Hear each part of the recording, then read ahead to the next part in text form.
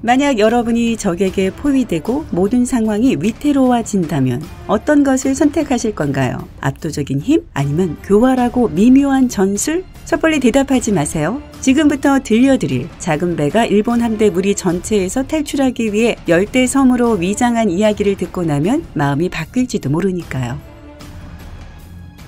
해군 전투는 무시무시합니다. 선원들이 의지할 수 있는 건 배뿐이죠. 배와 선원의 운명은 서로 얽혀 있습니다. 배가 위험에 처하면 선원들도 위험에 처하고 말 테니까요. 전투에 이미 패하고 퇴각 지시를 받게 되면 배를 구하는 것이 선원들의 최우선 순위입니다. 제2차 세계대전 당시 자바해 전투는 연합군의 비극으로 끝났습니다. 당시 네덜란드 식민지였지만 지금은 인도네시아령인 동인도 제도를 지키기 위해 연합군은 하루 전부터 준비했지만 일본군의 침략은 불가피했습니다.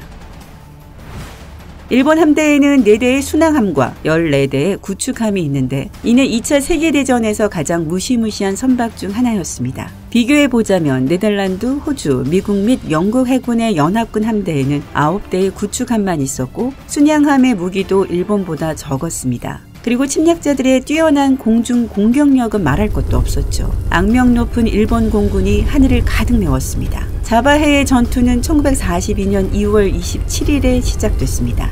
7시간의 끔찍한 전투가 지나고 난 후엔 연합군 함대 전체가 파괴됐습니다. 몇몇 운 좋은 예외만 남았죠. 그 예외 중 하나는 작은 배 HN-MLS 에이브라함 크린슨이었습니다.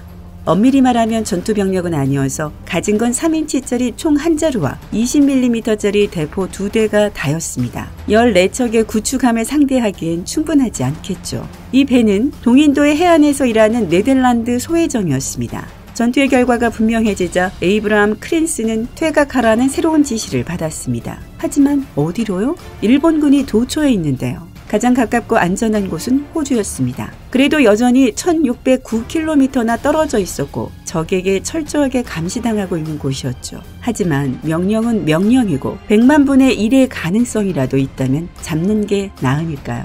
비슷한 배 4척이 탈출하려 했었지만 그대로 저지당하고 무너져 버렸습니다. 최고 속도가 시속 28km에 그치는 작지만 눈에 띄는 이 배가 일본군을 피할 방법이 전혀 없어 보였죠. 하지만 모든 악조건에도 불구하고 이 취약한 소혜정은 8일 만에 호주에 도착했습니다. 어떻게 된 걸까요? 아주 영리하고 대담한 아이디어 덕이었습니다. 날이 저물자 선장은 배를 가장 가까운 열대섬에 정박시키라는 지시를 내렸습니다. 그런 다음 선원들이 열대 나뭇가지와 온갖 종류의 나뭇잎들로 배의 꼭대기를 장식했죠. 배의 아래쪽 뒷면은 바위 투성이의 해안처럼 보이게 회색으로 칠했습니다.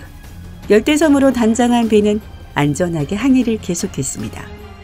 하지만 이 길이 56m, 너비 7.5m에 움직이는 섬에 속을 사람은 아무도 없겠죠. 그래서 밤에만 움직이고 낮에는 가는 길에 만나는 열대섬 근처에서 하루 종일 떠 있었습니다. 레이더 스캐닝 기술이 발전된 건 1942년 이후였고 당시 일본 선박에는 그런 기술이 없었기 때문에 이 시각적인 속임수는 효과가 있었습니다. 에이브라함 크린스는 1995년 해군 박물관으로 옮겨졌고 오늘날까지도 그때 그 모습 그대로 보존되어 있습니다. 배를 섬으로 위장해서 두려운 적을 피하는 것도 한 가지 방법이겠지만 열대섬을 중무장한 배로 위장하는 걸 상상해보세요. 이건 또 새로운 놀라움이 되겠죠? 네, 이런 일이 실제로 제2차 세계대전 동안 정말 큰 규모로 진행됐습니다. 상상의 나래를 펼쳐보세요. 병사 4명이 탱크를 쉽게 들어 올려 옮기는 모습을 본다면 여러분은 어떠시겠어요?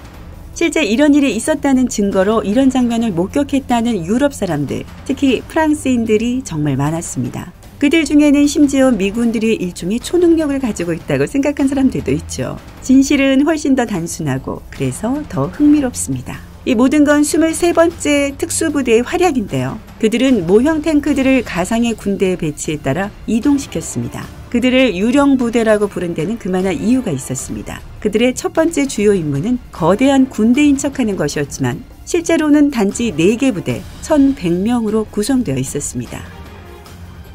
각 부대들은 엄격하게 특화되어 있었고 한 명 한 명이 그 분야의 달인들이었습니다. 첫 번째 부대는 가짜 무선을 내보내서 군대 간 연락인 양 위장했습니다. 두 번째 부대는 모형을 맡았습니다. 고무로 만든 탱크며 나무와 천으로 만든 비행기며 가짜 지프와 포병, 모든 걸 만들어냈죠. 그들의 창조물은 실제와 아주 흡사해서 거대한 연합군이 그들의 위치로 집결하고 있다고 적들을 속일 수 있었습니다. 세 번째 부대는 전투 공병대였고요.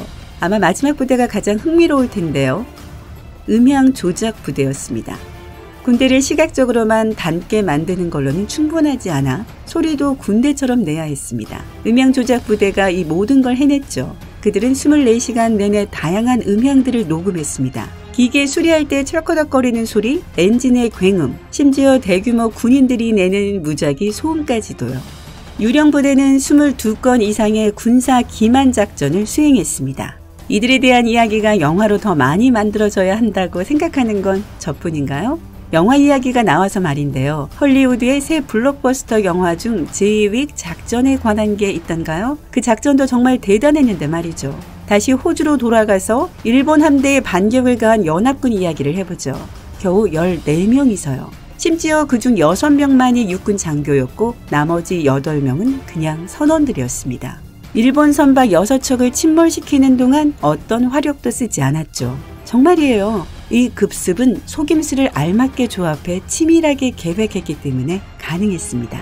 그들은 크레이트라는 작은 비군사적 함선을 사용했습니다. 그리고 의심을 피하기 위해 말레이시아 어부인 척 했습니다. 오늘날의 기준으로 볼 때 다른 인종처럼 보이려고 피부에 색을 더듬히는 건 상황에 따라 사회적으로 부적절할 수 있겠지만 제2차 세계대전 당시 그것은 사느냐 죽느냐의 문제였습니다.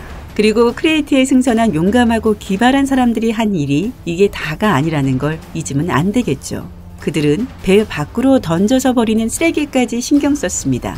만약 아시아 선원을 태운 배가 유럽 쓰레기의 흔적을 남긴다면 일본 해군 장교들은 당연히 의심할 테니까요. 어둠을 틈타 호주와 영국 장교 6명이 일본 선박 7척에 몰래 기뢰를 설치했고 그중 6척을 침몰시켰습니다. 이 모든 일이 일어나는 동안 아무도 이 방해꾼들을 알아채지 못했고 그들은 무사히 집으로 돌아갈 수 있었습니다. 꽤가 대단했죠?